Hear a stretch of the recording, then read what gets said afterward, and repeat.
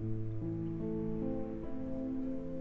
the summer of 21, the year of the staycation, at a time I look back at the calm, clement weather, rather than the rain, wind and storms we've recently had, I avoided the beaches and resorts of Wales and instead spent some time in Merthyr Tydfil. A strange traveller's location perhaps, given this town has a reputation of being one of the most deprived in Wales, indeed Britain. Although it does rank as one of the cheapest places to buy in the country. If you're not familiar with Britain, Merthyr is post-industrial, part of the Rust Belt. But it holds some surprises, some stunning countryside. The Brecon Beacons National Park is on its doorstep. There's a heritage railway, 3 extreme golf courses, of which one has a Norman castle in the grounds. Although stripped of stone, you can make out its defences, and it actually has a dungeon, or Dijon, the French word for keep, or tower, except on this occasion the Dijon or dungeon really is subterranean. Merthyr is as good a place to explore the Industrial Revolution and the social revolutions it generated. In 1831, the working people rose up and rebelled, flying the red flag of revolution for the first time in Britain and fighting off the British military in pitched battles that led to multiple casualties on both sides. They also embarked on a Fight Club-style action of destroying all the records of debt held in the town and recovering property from the bailiffs. Merthyr and many towns in this part of South Wales grew because of geology and its importance as a source of commerce in the form of clay, iron, limestone and coal, the very building blocks of the Industrial Revolution. And it led to huge leaps in understanding about the science. The English surveyor William Smith had been employed to survey mines and canal cuttings at the beginning of the 19th century. His interest in fossils, he discovered in his journeys, allowed for the dating and identification of rocks and led him to create the first geological map of England and Wales in 1815. It was the first comprehensive geological map of anywhere. Science, along with greed and invention, drove the Industrial Revolution, which in turn saw a new age of enlightenment that advanced science, particularly geology, which had been held back by the persistent belief in the religious notions of a young Earth. But to understand this revolution, we need to go back in time to understand the geological forces that made this a cradle of industry, the time when the raw materials of revolution, limestone, iron and coal, were formed. So come with me way back, nearly 400 million years, when Wales was part of a little continent we call Avalonia, when it was south of the equator. I'm actually going to go back in time nearly 500 million years just to show off this very cool website, dinosaurpictures.org. It was a time when volcanoes were thrown up in the Snowdonia, and England and Wales were making their first Brexit from the supercontinent of Gondwana and headed north to join North America, Scotland and Scandinavia. Any ancient space traveller viewing this little Class M planet would see most of the landmass, Gondwana, located around the South Pole. About 400 million years ago, South Wales is located here, the little continent of Avalonia being gently crashed into 2 other continents, Baltica and Laurentia, and as they did, Scotland became a new neighbour, and in the process a great mountain range was pushed up as tall as the Alps, traces of which can be found in Canada, America and Scotland. This Caledonian mountain range was pushed up high, and quickly eroding, in geological terms, as it was exposed to the elements. Great rivers wearing away the billion-year-old sandstone, dumping the sand in the area of South Wales and southwest England. Layer after layer of red sand was washed and blown down to form sediment after sediment of old red sandstone. It was identified in Devon, hence the period of 420 million years ago to the beginning of the Carboniferous about 360 million years ago, is known as the Devonian. It was a period when nature experimented with fish. Land plants were little more than mosses, although these mosses turned into tall, alien-looking trees, and the only land animals were scorpions and insects. The lack of land vegetation meant that soil was a novelty, hence a rather sandy environment. The remnants of the sandy plains are found in the mountains north of Merthyr, the Brecon Beacons. Of course, they weren't mountains back then, just an arid plain with the odd lake and river. This plain stretched across to Pembrokeshire and south to Devon, filling in the South Wales Basin. In the west, mountain building from about 300 million years ago from the south has buckled these sediments. We are familiar with mountains being pushed up by plate tectonics as continental plates barge into each other, but this also causes the opposite to mountain building as well: depressions in the land or subsidence. This South Wales Basin was then filled in with the next major rock we encounter as we head south from the Brecon Beacons. It's limestone. This period is the Carboniferous. It means coal-bearing and was given the name by the Victorian geologists because of the wealth of coal. In the early Carboniferous, the Dination epoch, between about 363 and 325 million years ago, South Wales was under a tropical shallow sea, full of life, corals, mollusks and fish, the bones and shells falling to the sea floor to form limestone. Add to this was mud eroded from the land, as rocks were weathered and washed into the sea, so a chemical reaction occurred between any calcium in the rock and carbon dioxide in the air, adding to the calcium-rich sediment that was then lithified, i.e. turned into rock, and it makes up most of the limestone landscape north of Merthyr and along the north of the valleys of South Wales. Limestone has multiple uses. Crushed, it makes for good road building stone, and as a ballast to be used in railways. When cooked and melted in kilns, it creates lime, used to sweeten the soil to improve fertility. This kiln on the Devon coast was fed with Welsh coal and limestone, and the rock is used also for building lime. Cement and plaster used in Victorian times, and in iron making. Limestone is added to the furnace and acts as a flux. It grabs hold of impurities, particularly sand, silica. Limestone, calcium carbonate, releases its carbon when heated, which goes off to form a bond with oxygen, and the calcium oxide then grabs silica to form calcium silicate, which is called slag. It is less dense than molten iron, so floats to the top and can be skimmed off. In the quarries around Merthyr, you can see the individual strata, the layers of sediment, as they were laid over 300 million years ago. Further to the west in Gower, the limestone has been exposed to the sea, creating a very alien landscape dissolved by the water. It's also extremely tricky to negotiate. Limestone is very porous. Water would dissolve it, creating a distinctive landscape of pavements and hollows, which is called karst. Water quickly permeates the limestone landscape, forming underground streams and caves. In Lemurian times of the Carboniferous period, about 326 to 313 million years ago, the continents joined up again to form a new supercontinent. 300 million years ago, there was no Africa, Asia, Americas, or Europe. Just one big supercontinent. Pangea.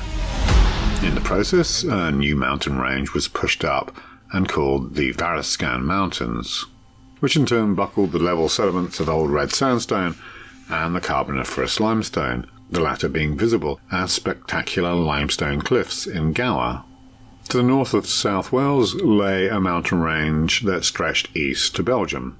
Once called St George's Land, it has the less romantic name of the Wales Brabant Massif now. From this minor mountain range, fast-flowing streams carried sand and sediment to cover the limestone in a shallow inland sea. It forms the local rock millstone grit, sandstone with just the right size sand grains to make for millstones. There are also strata of mudstones and siltstones mixed in. And this geology forms the dramatic waterfall country on the edge of the Brecon Beacon National Park. It is only in the late Carboniferous period, from about 312 million years ago to just under 300 million years ago, the bizarre tropical rainforests colonised this part of South Wales. About 100 million years before, the first plants started experimenting with life in more hostile environment of land. The descendants of those first plants can be found in damp shaded areas like forests and beside streams, things like the liverwort family, primitive ferns and mosses, and that required a moist environment for spores to travel so as to reproduce, but to keep themselves alive given that they had not developed tough roots. These first land plants developed into tall tree-like plants. Evolution discovered a new material, lignin. Cellulose has been around since the first green algae, many hundreds of millions of years earlier. It's pretty tough, and we use it to make paper and cellophane. But lignin is the next step in being tough. It's a polymer. Whereas cellulose, cell walls, are susceptible to frost and heat and being eaten, lignin is literally wood, enabling plants to grow taller, bigger, and with the roots that could go deeper. In the Carboniferous period, trees certainly went for taller, although their roots had some catching up to do. And being swamp trees, the roots had plenty of nutrients.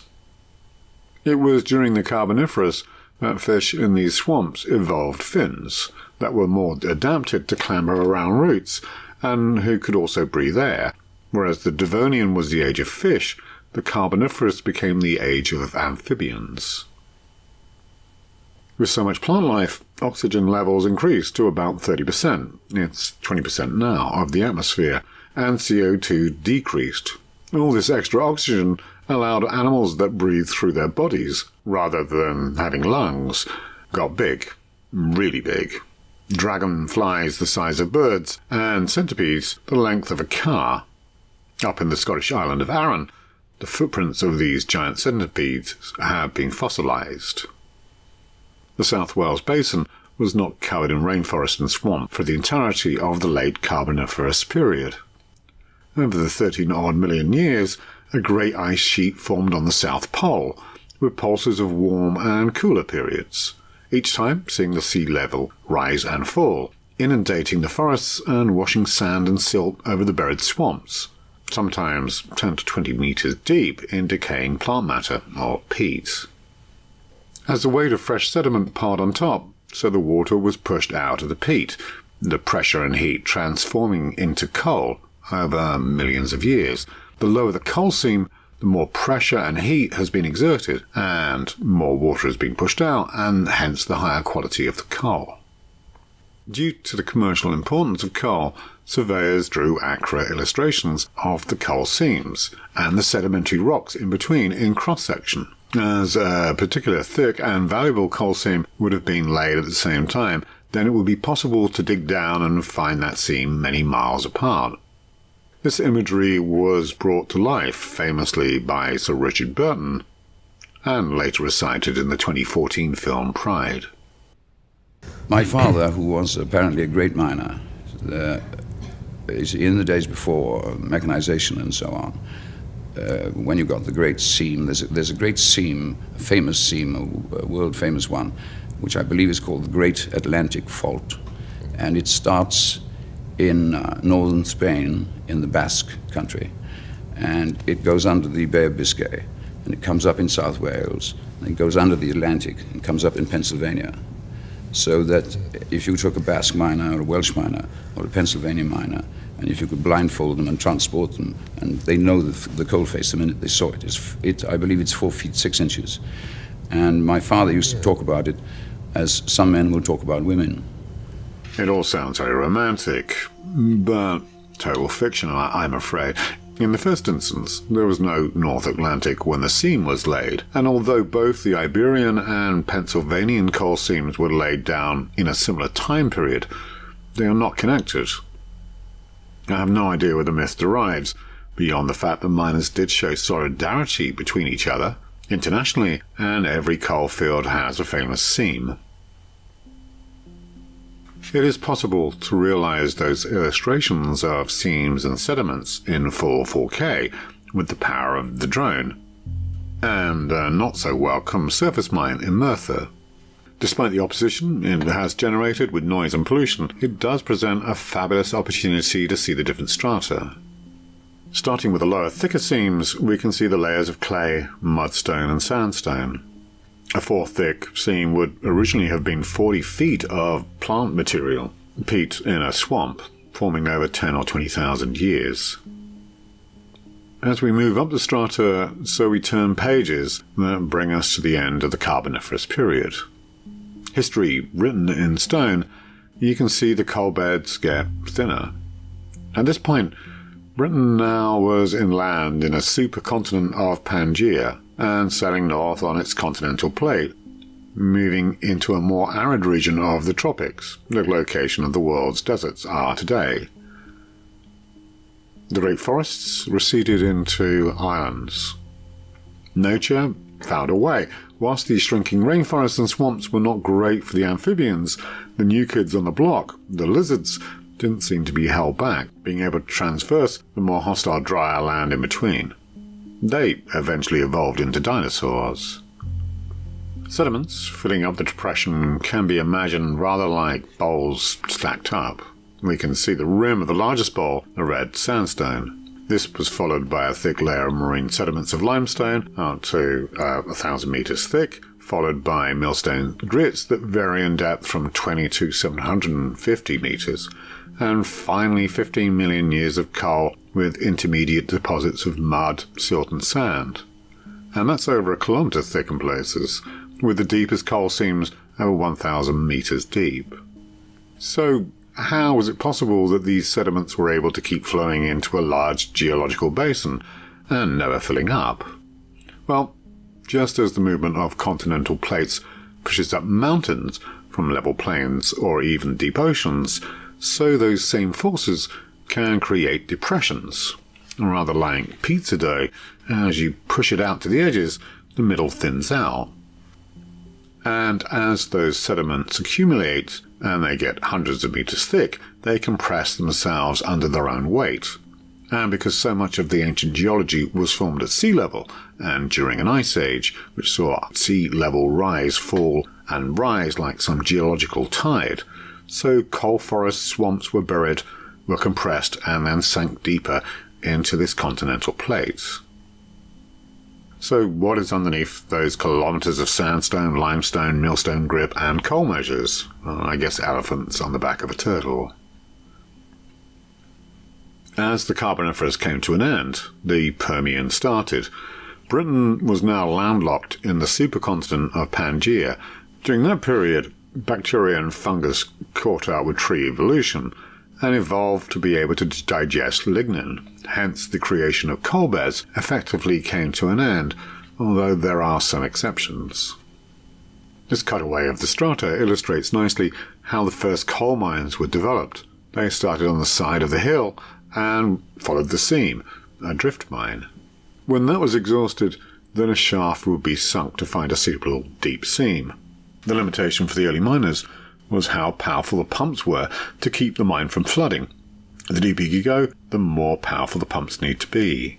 As for iron ore, you can see the traces of iron deposits, rusty stains. Iron ore, which is found along with the coal along the edge of the South Wales coalfield, formed as bog iron ore. That is, dissolved iron and oxygen in swamp water, collecting and lithifying to make an extremely heavy mudstone. This is a lumper found on the beach, and it's heavy. This form of iron ore is less common, although more accessible than banded iron deposits that make up the bulk of the world's reserves. It was demand for iron in the early years of the Industrial Revolution, with military being a major customer, that brought industrialists to the sleepy part of Wales. Major iron production centres such as the Forest of Dean were unable to keep up with demand. The other innovation, developed 50 years earlier by Abraham Darby in 1710, was the use of coal rather than charcoal. With such a high demand for iron, Britain faced an energy crisis. The coppices and woodlands could not keep up with supplying iron foundries. The problem with coal is that it contains a number of impurities, such as sulphur. Iron smelted with coal is brittle and pretty useless. Charcoal is almost pure carbon. Abraham Darby worked out that by burning coal first in a controlled way, it would turn into coke, driving off the oils and sulphur and making synthetic charcoal far cheaper than the foresters. This blast furnace a few miles east of Merthyr Tydfil demonstrates the early designs. An iron furnace is simply not a matter of melting the iron out of the rock. It's a series of chemical reactions. The furnace would be heated up with coke, and then from the top, layers of limestone, coke, and iron ore, the three key components found in the area, would be tipped into the top or the neck of the furnace at a constant rate to have a production line of reactions. Blasted with air from bellows, initially driven by water power and later preheated and driven by steam power. The coke, being mainly carbon, reacted with the air to create carbon monoxide. One carbon attached to one oxygen molecule, the heat would then melt the limestone, creating the flux, the carbon monoxide combining with the oxygen in the ore to form carbon dioxide, so liberating the iron, which would melt.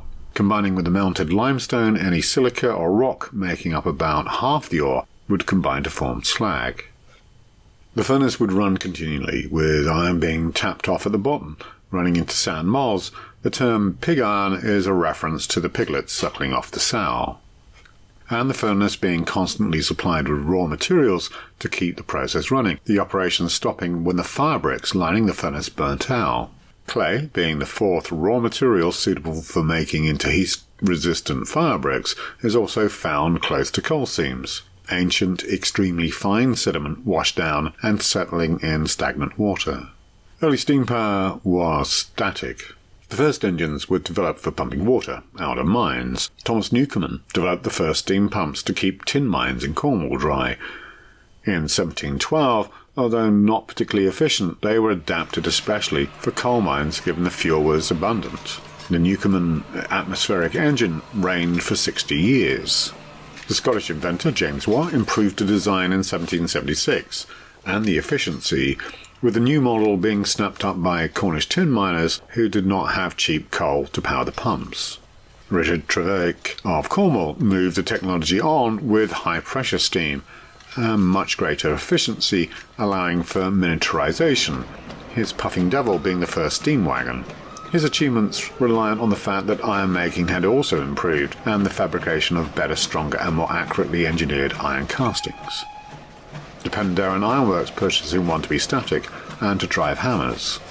With the assistance of Rhys Jones, an employee of the ironworks, and under the supervision of Samuel Homfray, the proprietor, he mounted the engine on wheels and turned it into a locomotive in 1803.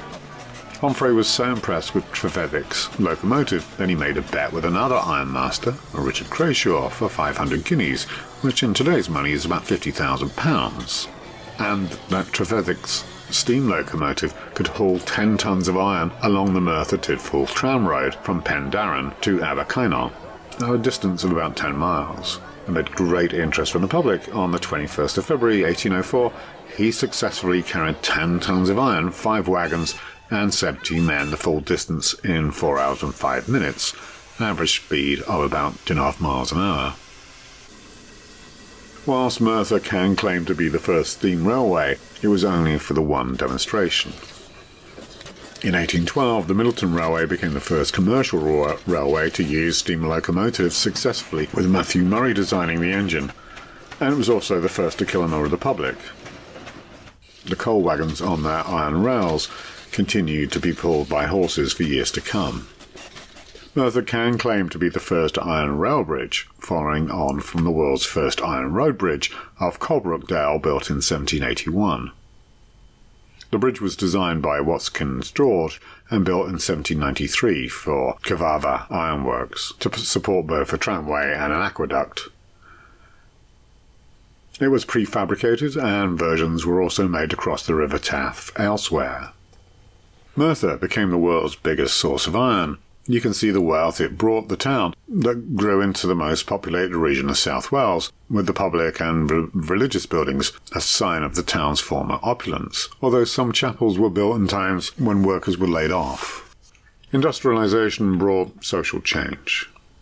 Globalization brought instability to the economy. During the Napoleonic Wars, the iron foundries had done well, Lord Nelson even visiting Merthyr to see the Royal Naval guns being made. However, in 1825, there was a stock market crash. partly driven by the banks making risky loans, and in part by the biggest confidence trick in history. General Gregor MacGregor was a Scottish soldier and adventurer and con man, and he attempted, around 1821, to draw British and French investors and settlers to Poyas. It was a fictional Central American territory that he claimed to rule. Hundreds invested their savings in supposedly government bonds and land certificates, while about 250 emigrated to MacGregor's invented country in 1822, only to find untouched jungle, and more than half of them died. By May of 1831, the downturn in the economy and downturn in their pay led to workers, particularly those in the employ of William Crawshay, to take to the streets calling for higher wages and cheaper bread, as well as reform, and protesting at the levels of unemployment. By the end of the month, the protesters had sacked the local debtors' court, returning any goods that had been collected by bailiffs and destroying records of debt. The workers raised the red flag, topped it with a loaf of bread soaked in blood, and this was the first time flying the red flag was associated with workers in socialism. On the 1st of June, the protesters had spread to neighbouring towns and mines. The government in London ordered the 93rd Sutherland Highlanders on foot to be dispatched and to restore order, but the crowds were too large and the soldiers were ordered to protect buildings and people. On the 2nd of June, a meeting of pit and foundry owners at the Castle Inn in central Merthyr was approached by the protesters' representative, Lewis. Their demands were rejected, leading to a full-scale riot, and the soldiers protecting the bosses, losing some of their weapons to the workers, which led to the soldiers opening fire. Many protesters were wounded, and some were killed. The bosses and the military retreated to Penderyn House, the stately accommodation of the Homfrey owners of Penderyn Ironworks. The building was demolished in the 1950, and the town stadium occupies the grounds. For 8 days, Penderyn House was the sole refuge of authority, with armed insurrection fully in place in the town by the 4th of June. The rioters had commandeered arms and explosives, set up roadblocks, and formed guerrilla detachments. On the road between Brecon and Merthyr, the rebels set up an ambush of the soldiers' baggage train and about 40 yeomanry escorting it, driving them into the hills in retreat. And they also drove off a relief force of yeomen from Swansea. By the 6th, 450 troops were sent in against a mass gathering in open ground above Dowlais, and the rebels dispersed. The protest was over. 24 protesters were killed, numerous protesters and soldiers injured. 26 protesters went on trial, faced with imprisonment and deportation, and 2 faced the death penalty. Lewis, a ringleader but charged with robbery, had his sentence downgraded to life in a penal colony in Australia after a police officer said he'd been protected by Lewis from the mob. Dick Penderyn, aged 24, was accused of stabbing and injuring a soldier in the leg with a seized bayonet. Despite calls for leniency and his own claim of innocence, he was hung. The British government wanted an example to be made. Revolution was a real fear for the establishment.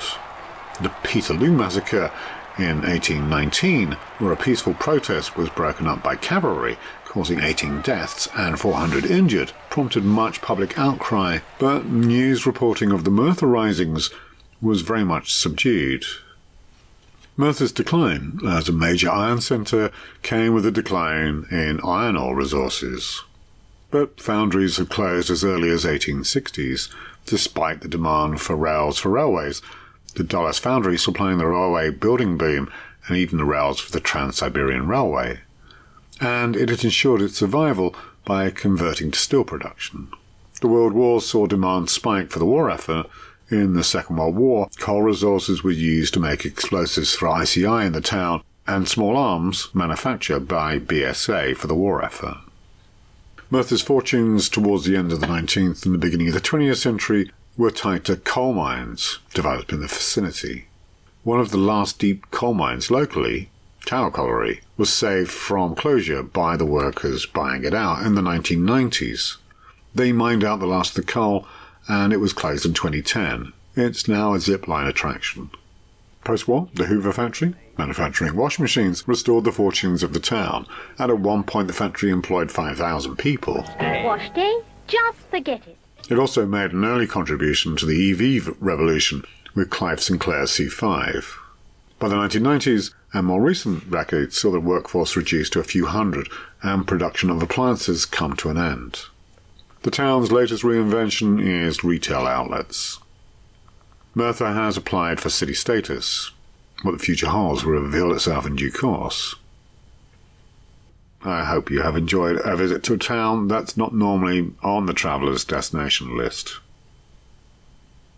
If you like this kind of content, please like, comment and subscribe, and check out my other videos.